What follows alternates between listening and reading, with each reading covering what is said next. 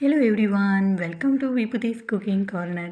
આજે આપણે બનાવીશું વ્રત કે ઉપવાસમાં ખાઈ શકાય તેવી ખૂબ જ ટેસ્ટી ફરાળી કટલેસ બનાવીશું, જે તમે ગ્રીન ચટણી કે ટોમેટો કેચઅપ સાથે સર્વ કરી શકો છો. ઉપરથી ખાવામાં એકદમ ક્રિસ્પી અને અંદરથી એકદમ સોફ્ટ બનીને તૈયાર થઈ જશે. જો તમને મારી આ ફરાળી કટલેસની રેસીપી જરા પણ ગમી હોય તો વિડીયોને લાઇક કરી શેર કરી દેજો. ને મારી ચેનલમાં નવા આવ્યા હોય ને હજી સુધી મારી ચેનલને સબસ્ક્રાઈબ ના કરી હોય તો પ્લીઝ સબસ્ક્રાઈબ કરજો.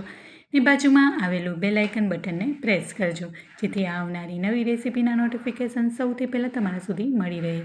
તો ચાલો મસ્ત મજેદાર રેસીપી બનાવવાનું શરૂ કરીએ.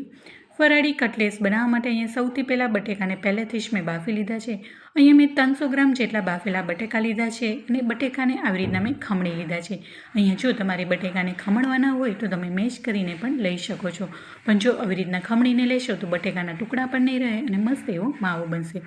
હવે 1 બાય 1 બધા જ મસાલા ઉમેરીશું. તો તેમાં સૌથી પહેલાં વ્યવસ્થિત પ્રમાણમાં 1 ચમચીથી થોડું એવું વધારે આદું અને મરચાંની પેસ્ટ ઉમેરીશું ને 1 બાઉલ જેટલો કાચી શીંગનો અધકચરો પાવડર ઉમેરીશું.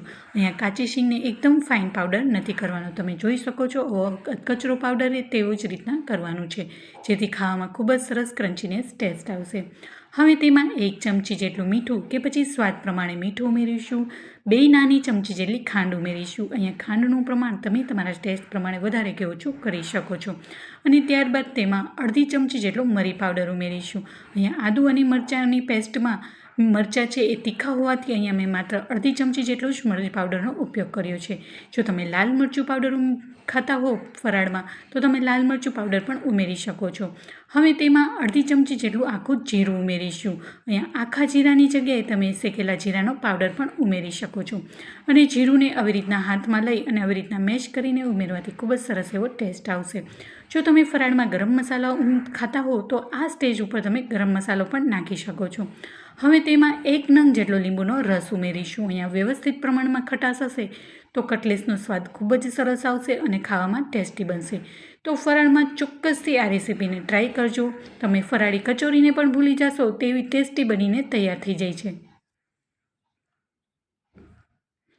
હવે ફરાળી કટલેસને બાઇન્ડિંગ આપવા માટે અહીંયા મેં 3 ચમચી જેટલો મેં તપકીરનો લોટ ઉમેર્યો છે, જેનાથી મસ્ત એવું બાઇન્ડિંગ આવશે અને જ્યારે આપણે કટલેસને ફ્રાય કરીશું તો એનું મિશ્રણ છૂટું પણ નહીં પડે. તો અહીંયા મેં 300 ગ્રામ બટાકાની સામે માત્ર 3 ચમચી જેટલો જ તપકીરનો લોટ ઉમેર્યો છે. 3 ચમચી જેટલો તપકીર છે ઇનફ થઈ જશે. તમને એવું લાગે કે હજી તપકીરની લોટની જરૂર પડશે તો તમે 3 ચમચીની જગ્યાએ 4 ચમચી પણ નાખી શકો છો. હવે તપકીરનો લોટ ઉમેર્યા બાદ તેમાં 3 થી 4 ચમચી જેટલા ફ્રેશ ઝીણા સમારેલી કોથમરી ઉમેરીશું. અહીંયા કોથમરીનું પ્રમાણ મેં થોડું એવું વધારે લીધું છે, તેનાથી ખૂબ જ સરસ ટેસ્ટ આવશે. હવે બધી જ સામગ્રીને હાથ વડે સારી રીતના મિક્સ કરી લઈશું, જેથી બધા જ મસાલા છે બટેકા સાથે મિક્સ થઈ જાય.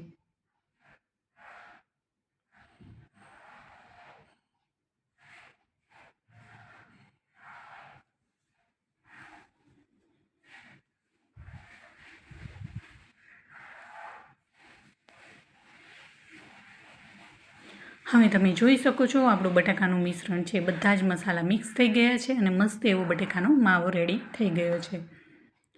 હવે હાથને ક્લીન કરી અને હાથની હથેળી ઉપર થોડું એવું તેલ લગાવી લઈશ, જેથી આ બટેકાનું મિશ્રણ છે એ હાથમાં ચીપકે નહીં અને ઇઝીલી મસ્ત એવો શેપ આવી જશે.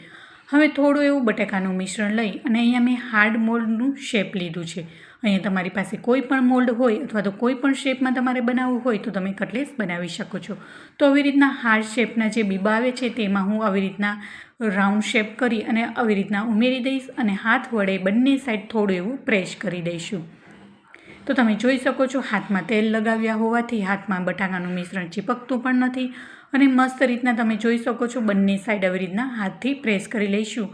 અને એક પ્લેટમાં આવી રીતના આપણે મોલ્ડને રાખી અને ઉપરથી થોડું એવું પ્રેસ કરશું એટલે ઇઝીલી આ મોલ્ડમાંથી બટેકાનું મિશ્રણ છે એ ઇઝીલી નીકળી જશે અને મસ્ત એવો હાર્ડ શેપ આવી જશે. ઉપરથી આવી રીતના થોડું એવું હળવા હાથે પ્રેસ કરીશું. તમે જોઈ શકો છો મસ્ત રીતના અનમોલ્ડ થઈ ગયું છે. તો આવી જ રીતના બધી જ કટલેસને હું બનાવી લઈશ. અને તમને એવું લાગે કે મોલ્ડમાં થોડું એવું બટાકાનું મિશ્રણ ચીપકે છે તો તમે થોડું એવું આવી રીતના તો ઓઇલ ગ્રીસ કરી લેશો તો બટાકાનું મિશ્રણ છે એ જરા પણ ચીપકશે નહીં અને ઇઝીલી અનમોલ્ડ થઈ જશે. તો ફરીથી બીજું આવી રીતના બતાવું તો બટેકાનું મિશ્રણ લઈ અને ઉપરથી બંને સાઈડને આવી રીતના પ્રેસ કરી અને હળવે હાથે ઉપરથી પ્રેસ કરી અને અનમોલ્ડ કરી લઈશું.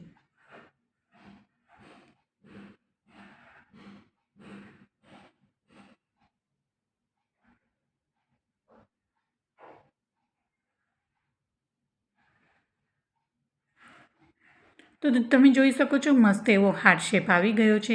અને જો તમારી પાસે આવી રીતના કોઈ પણ મોલ્ડ ન હોય તો તમને બીજો શેપ પણ બતાવું તો તમે આવી રીતના રાઉન્ડ શેપ કરી અને ટિક્કીના શેપમાં બી તમે કટલેસને બનાવી શકો છો, અથવા તો રોલ શેપ કરીને બી તમે બનાવી શકો છો. તમે કોઈ પણ મનગમતો શેપમાં કટલેસને બનાવી શકો છો. તો આવી રીતના ટિક્કીનો શેપ ઇઝીલી બની જાય છે, તો તમે આવી રીતના બી બનાવી શકો છો. તો આવી જ રીતના બધા જ હાર્ટ શેપમાં હું કટલેસને બનાવી લઈશ.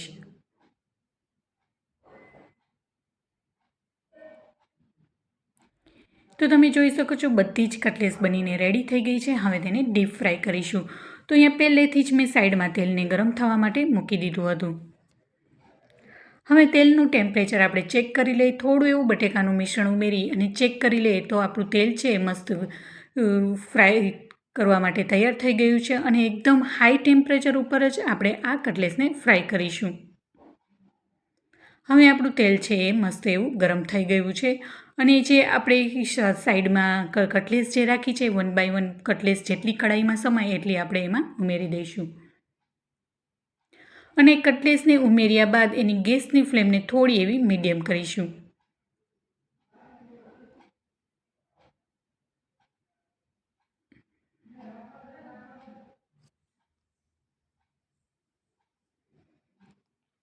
અને કટલેસને ઉમેર્યા બાદ એને ઝારાની મદદથી પલટાવવાની ભૂલ નથી કરવાની, નહીંતર તમારું મિશ્રણ છે એ છૂટું થઈ જશે. આવી રીતના ચમચાની મદદથી એકદમ હળવાથી થોડી એને હલાવીશું અને ત્યારબાદ જ એને બીજી સાઈડ પલટાવીશું. તો આ કટલેસને એકદમ ગોલ્ડન બ્રાઉન કલર આવે ત્યાં સુધી એને ફ્રાય કરીશું. અને આ કટલેસ છે ઉપરથી ખસ્તા એટલે કે ઉપરનું લેયર ક્રિસ્પી બનશે અને અંદરથી એકદમ ખાવામાં સોફ્ટ બનીને તૈયાર થઈ જાય છે. તો ચોક્કસથી મારી આ ફરાળી રેસીપીને જરૂરથી ટ્રાય કરજો. ઘરમાં નાનાથી લઈ મોટા બધાને જ ભાવશે એટલી ટેસ્ટી બનીને તૈયાર થાય છે. બંને સાઈડ આવી રીતના ચમચાની મદદથી પલટાવતા જશું અને મસ્ત રીતના એને ફ્રાય કરી લઈશું.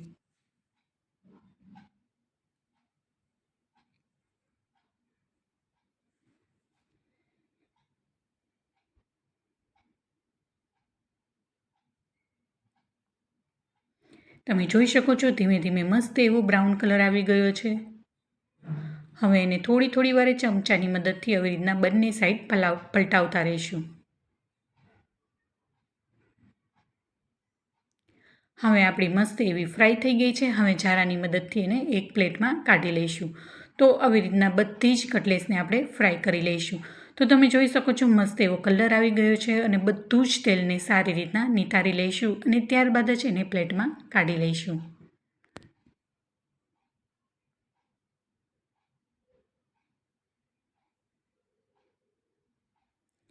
તો આવી જ રીતના બધી જ કટલેસને હું તળી લઈશ. તો તમે જોઈ શકો છો મસ્ત એવી બધી જ કટલેસને મેં તળી લીધી છે. ઉપરનું લેયર એકદમ ક્રિસ્પી બનીને તૈયાર થઈ ગયું છે. હવે તેને સર્વિંગ પ્લેટમાં લઈ લઈશું. તો તુરત જ તેને ગરમ ગરમ સર્વ કરીશું. અને આ કટલેસ છે એ ગરમ ગરમ જ ખાવાની મજા આવે છે. તો તૈયાર છે ફરાળમાં ખાઈ શકાય તેવી ખૂબ જ ટેસ્ટી ફરાળી કટલેસ બનીને તૈયાર થઈ ગઈ છે. તો આ ફરાળી કટલેસને તમે આવી રીતના હું તમને બતાવું તો તમે જોઈ શકો છો ઉપરનું લેયર એકદમ ગરમ ગરમ અને ખસ્તા બનીને તૈયાર થઈ ગયું છે. ને આ ફરાળી કટલેસને હું ગ્રીન ચટણી સાથે સર્વ કરી રહી છું. તમે ટોમેટો કેચઅપ કે દહીં સાથે બી સર્વ કરી શકો છો, અથવા તો તમે એમને બી ખાશો ને તો પણ એટલી ટેસ્ટી બનીને તૈયાર થઈ ગઈ છે. તો કેવી લાગી મારી આજની રેસીપી મને કોમેન્ટ બોક્સમાં જરૂરથી જણાવજો. જો તમને મારી આ ફરાળી કટલેસની રેસીપી જરા પણ ગમી હોય તો મારી રેસીપીને લાઇક કરી અને તમારા ફ્રેન્ડ્સ એન્ડ ફેમિલીમાં વધુમાં વધુ શેર કરજો, જેથી એ લોકો પણ ફરાળમાં આ કટલેસને એન્જોય કરી શકે. અને મારી ચેનલમાં નવા આવ્યા હોય અને હજી સુધી વિભૂતિસ કુકિંગ કોર્નરને સબસ્ક્રાઈબ ના કરી હોય તો પ્લીઝ સબસ્ક્રાઈબ કરજો ને બાજુમાં આવેલું બેલ આઇકન બટનને પ્રેસ કરજો, જેથી આવનારી નવી રેસીપીના નોટિફિકેશન સૌથી પહેલાં તમારા સુધી મળી રહે. ફરી મળીશું નવી રેસીપી સાથે અને એક નવા જ સ્વાદ સાથે.